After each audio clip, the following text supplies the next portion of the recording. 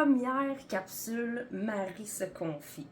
Aujourd'hui, c'est un jour spécial parce que c'est le 27 octobre. Puis, pour ceux et celles qui me connaissent, c'est mon anniversaire. Puis, je veux vous remercier d'avoir pris le temps de m'avoir donné vos vœux en grand nombre. Mais c'est pas juste mon anniversaire. Aujourd'hui, c'est un jour super spécial à mon cœur parce que c'est aussi le 24e anniversaire de la mort de mon papa. Puis pourquoi, en fait, que je le souligne en tant que tel?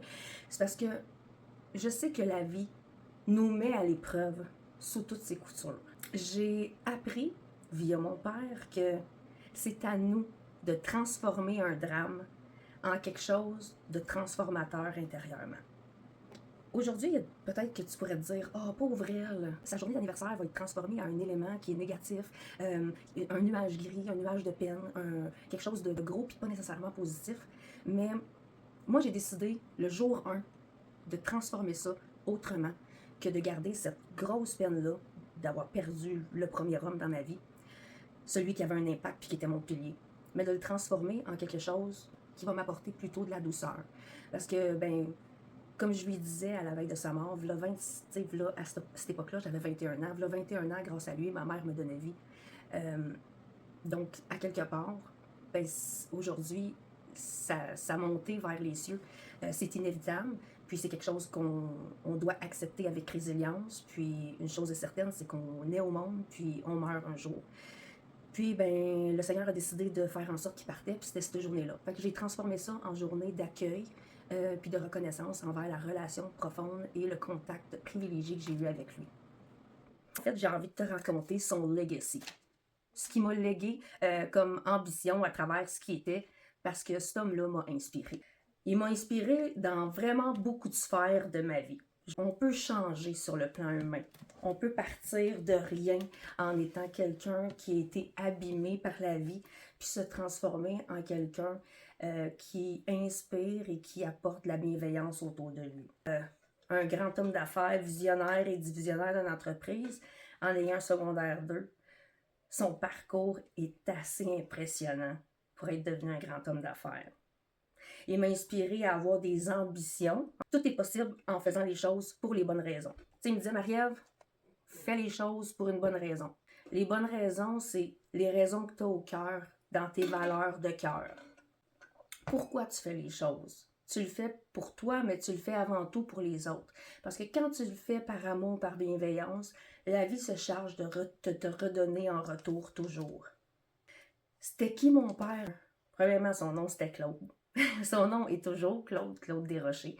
Et moi, je suis la fille de Claude. Fait que vous allez l'entendre parler, parce qu'au travers des capsules qui vont suivre dans ma chaîne, je veux vous véhiculer un peu sa mémoire qui vit à travers moi, puis sur laquelle j'ai réussi à m'accomplir et aller vers l'obtention de mes rêves. Puis ça, c'est en utilisant le guide de route de Claude.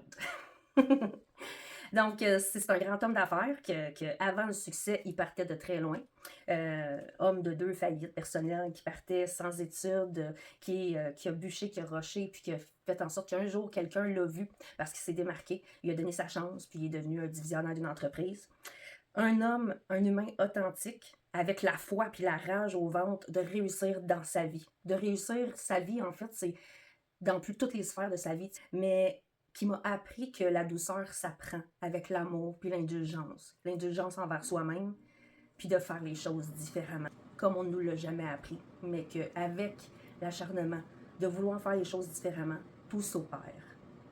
Et pourquoi tu me racontes ça, Marie? Tu vas peut-être te dire, qu'est-ce que tu as la faute de ton père, en fait? Écoute, c'est que moi, j'ai envie que tu apprennes à me connaître.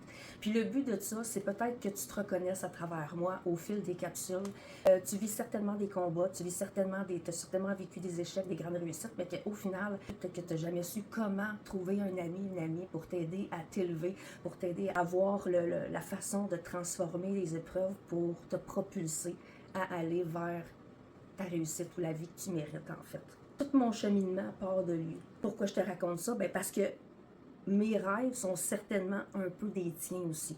Puis qu'ensemble, on partage, puis qu'on s'élève. Et toi, tu rêves de quoi? Moi, présentement, je me suis établie dans plusieurs sphères de ma vie, mais je suis rendue à ma sphère carrière. Puis c'est à mon tour de devenir une grande femme d'affaires. j'attaque ma sphère carrière, il est temps.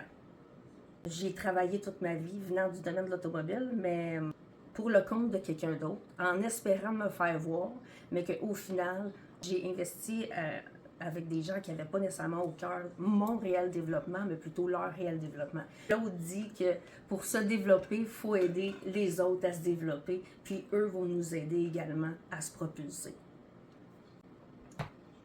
Qu'est-ce que ça signifie en fait pour moi, ma sphère carrière? C'est que c'est simplement un tout de l'entièreté de qui je suis. Puis comme j'ai eu des difficultés scolaires, comme bien des gens, là, dans les TDAH, dyslexiques, les neuroatypiques, là, on est une gang de ça. Puis on cadre pas tout le temps dans le cadre scolaire présentement. Puis ce que ça fait là, comme impact dans la vie d'un enfant de ne pas se réaliser dans la sphère scolaire, c'est que ça abrime notre confiance en nous. Puis ça nous apprend surtout que de mettre l'effort puis de s'acharner, qu'on n'obtient pas toujours les résultats du travail et de l'effort escompté. Fait qu'à un moment donné, on vient qu'on procrastine, on vient qu'on abandonne en chemin. Comment tu te forges une confiance là-dedans? Je pense qu'on apprend à devenir adulte. Là, on peut apprendre à se bâtir une confiance, mais encore là, faut-il avoir envie de se dépasser. Puis c'est bien souvent, il y a des gens qui sont dans le découragement puis qui s'arrêtent à se contenter de peu parce qu'on leur a appris que peu importe l'effort que tu fais, tu vas rester petit. Moi, j'ai toujours eu envie d'être grande. J'ai toujours eu envie de faire comme mon père, d'aller chercher plus. J'ai toujours essayé de rêver grand puis de m'éduquer. C'est en côtoyant des gens puis en affrontant le changement qu'on s'éduque. Au final, j'ai fait 26 ans dans le domaine de l'automobile, puis j'ai fait un move dernièrement parce que j'ai bien vu que ce domaine-là ne m'amènerait pas là où j'aspire. Je suis tombée sur un plateau, puis dans les prochaines capsules, vous allez voir, j'ai des anecdotes assez drôles, assez croustillantes et choquantes sur le domaine de l'automobile, comme bien d'autres domaines d'ailleurs, mais vous allez voir que, tu sais, mon bout de chemin, je l'ai fait, puis je me suis prouvée à moi-même que j'étais une femme de carrière, une femme d'affaires, puis que, en fait, j'ai pris conscience dans les derniers mois que si j'avais accompli ce que j'avais accompli puis qu'on me donnait pas le mérite, bien à ce moment-là, à quoi bon prouver aux autres qu'on mérite de la reconnaissance? Je pense qu'à un moment donné, il faut avoir la sagesse de prendre le recul, de regarder ce qu'on a fait, de se donner la reconnaissance puis de se dire, tu sais quoi, maintenant, fais-toi assez confiance pour aller te chercher ce que tu mérites, en mettant les mêmes efforts, en prenant toutes tes connaissances puis en les appliquant de ce que tu as fait, tu vas avoir la reconnaissance en allant chercher dans la vie de tes rêves puis la carrière que tu mérites. Donc, j'ai trouvé mon qui au lieu de mon pourquoi. Parce que des fois, quand on n'a pas confiance en nous, hein, on dit « Ah, ton pourquoi, il n'est pas assez fort, faut-tu que tu t'accroches ton pourquoi? » Mais lâche-moi le pourquoi, puis demande-toi plutôt qui tu veux être. Moi, je veux être une Marie-Ève Desrochers comme Claude Desrochers. Je veux être une femme d'affaires qui a à cœur de bien faire les choses, d'être dans la bienveillance, puis de faire les choses non pas pour me glorifier, mais pour élever les gens qui m'entourent et qui m'aident à moi m'élever, à mieux m'élever. En fait, il y a 2 semaines, j'ai laissé mon travail, je suis quitté le domaine de l'automobile. Mon médecin m'a arrêté pour me dire « Marie, il faut que tu prennes soin de sa santé parce qu'en 2016, j'ai fait un burn-out pendant 1 an, dormir de 15 à 18 heures par jour pour une fille qui fait 2 jobs, qui s'entraîne 4 à 5 fois semaine. J'ai connu tomber, c'était quoi quand le mental, le stress est trop prédominant puis qu'on ne l'écoute pas parce qu'on est fort, parce qu'on est capable, parce qu'on a des rêves, parce que la vie est difficile, elle est remplie d'embûches, mais qu'il faut garder le cap. Quand on ne s'écoute pas, à un moment donné, bien, le corps lâche pour nous permettre que notre mental se repose. Puis j'ai accepté de dire, OK, je comprends maintenant que ce qui m'attend, c'est plus où ce que j'étais, mais c'est où je dois aller. J'ai un plan, je sais qui je veux devenir, je sais qui je suis présentement, je sais qui je veux devenir, je sais pas trop comment je vais le faire, mais une chose est sûre, c'est que la vie m'envoie un signal d'alarme de prioriser ma santé mentale, puis qu'après ça, les choses vont suivre pour réussir dans mon projet. J'ai appris la leçon au fil du temps, puis j'ai compris que personne n'aura confiance en toi mieux que tu t'accordes la confiance en toi-même. Ta peur, ben, elle sera toujours présente. Ça sera toujours ton compagnon. Parce que quand tu es une personne qui est anxieuse, qui est angoissée, tu vas toujours en avoir des peurs. Si tu restes dans l'inaction, tu as peur de rester dans ta situation, tu as peur de la maladie de ton conjoint, de perdre ta maison, de tes finances, de ne pas arriver parce que la vie coûte de plus en plus cher. Fait que peu importe si tu décides d'agir, en agissant, tu vas avoir peur de peut-être pas y arriver, de peut-être pas atteindre tes objectifs, de peut-être, mais ça reste que c'est des peurs que tu te crées toi-même. Puis peu importe que tu agisses ou que tu restes dans ce que tu es, la peur va être ton compagnon.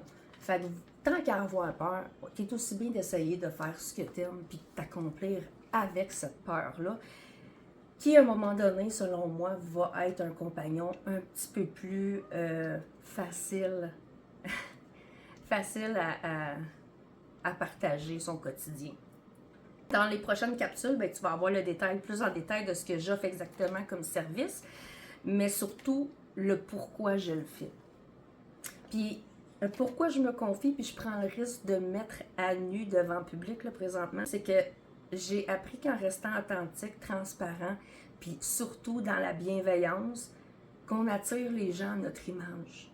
Puis que même si tu pars de loin, puis qu'on t'a mis dans un endroit où tu n'as pas été gâté dans la vie, même si toi tu es jeune là, présentement, puis tu te cherches, tu es à l'école, puis tu ne sais pas ce que tu vas faire, tu étais peut-être un enfant de la DPJ ou un enfant qui subit la maltraitance, peu importe, je peux te dire une chose, c'est que si tu restes fidèle à ton authenticité, à ta transparence, à être honnête envers toi-même et envers les gens, à être bienveillant, à faire les choses par amour, pas avec la vengeance, la vie va mettre sur ton chemin des gens à ton image, puis elle va t'entourer d'amour. Pas de ceux que t'en attendais ou t'aurais aimé qu'on te donne, mais elle va se charger de te mettre les gens autour de toi qui vont t'aimer pour les vraies raisons, pour ce que t'es, sans te justifier. Puis j'aspire à être quelqu'un d'influence, d'aider à faire le bien, puis à aider les gens à cheminer en tant que tel. Donc, oui, je prends le risque de rencontrer des gens qui n'ont pas à cœur la bienveillance parce que les réseaux sociaux, c'est rempli de sans-dessin, mais tu sais, des sans-dessins, t'en côtoies dans la vie de tous les jours ou sur les réseaux. Fait que peu importe ce que tu fais, où tu vas, quand tu es une personne qui brille, qui illumine, qui fait bien les choses, ben tu déranges. Tu attires ceux qui sont comme toi, qui brillent, qui ont envie de s'élever, mais tu attires aussi le noir, parce que le noir a besoin de lumière pour briller, puis eux, ils volent ta lumière. Fait que ça, je m'en attends, mais j'ai pas de temps à perdre avec ça. De toute façon, réseaux sociaux ou pas, on en côtoie des gens d'ombre, puis il va toujours en avoir. Fait que ceux-là, il faut juste ne pas se laisser atteindre, puis continuer notre chemin en s'entourant de ceux qui veulent bien briller avec nous. Si tu as envie de plus de mari dans ta vie, ben aide-moi en t'abonnant puis en partageant si tu veux bien. Puis qui sait, peut-être que tu deviendras peut-être une meilleure version de toi-même en même temps que moi. J'apprends aussi à le devenir. À bientôt, puis aux prochaines capsules.